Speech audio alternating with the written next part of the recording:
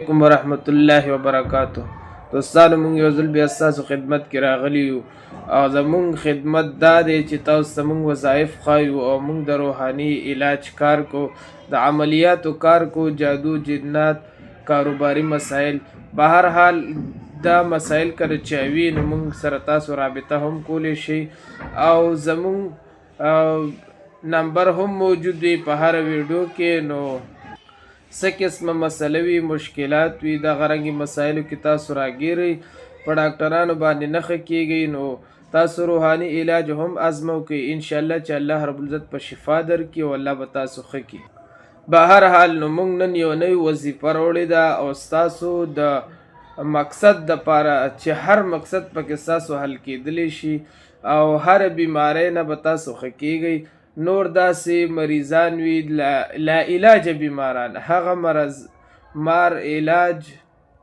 هغه مرض والا مریضان چې هغه نه ښه کیږي، چې په ډاکټرانو وګرځئ او روحاني علاجونه مو کوي، دمونو باندې مو ګرځئ بیا هم نه ښه کیږي، نو د هغې درته یو آسان عمل ښایو چې هغې سره به تاسو ښه شئ.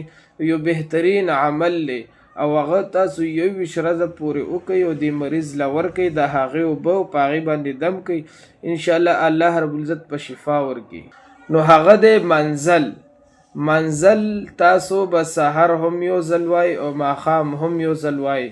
نو که هر څوک بیماري، که مریض په خپله ویلی شفا بیا ډېره ښه خبره ده، که مریض خپله نشي ویلی بل څوک دې ورلوئ او دا مریض دې پې دمی، سحر او ماښام دې پې دا مریض دمی او اوبه دې پې والله هم دم کړي. دغه رنګې 21 ورځې دې دا عمل وکړي، انشاءالله الله رب العزت به دې ته شفا ورکړي او خامخا به انشاءالله ښه کیږي. په منزل کې الله رب العزت د هر مرض شفا اخیستلې ده او خاص کر دغه بیماریانو په دې باندې مشرانو اکابرو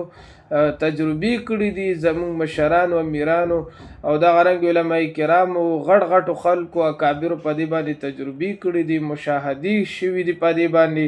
چې دې کې د هر مرض شفا د هغه امراض چې هغه لا علاج وي د هغې علاج نه کیږي او تاسو بالکل چې کوم دی خفه او مایوسه او بالکل د ناامیده چې بس دا مریض نه ښه کیږي، نو انشاءالله دا عمل شروع کوئ، دې په ذریعې سره به زر تر زره ښه شي. نو د دې دپاره موږ ته څه وایو، دا زموږ چینل هم سبسکرایب کوئ، که د یوټیوب پاڼه وي دا پیج فالو کوئ، آی ډي فالو کوئ، او که د ټیک ټاک وي نو هم دا زموږ اکاونټ فالو کوئ چې نوې وظایف تاسو ته درځي او نوې ویډیوګانې تاسو ته درځي. جزاکم الله خیره.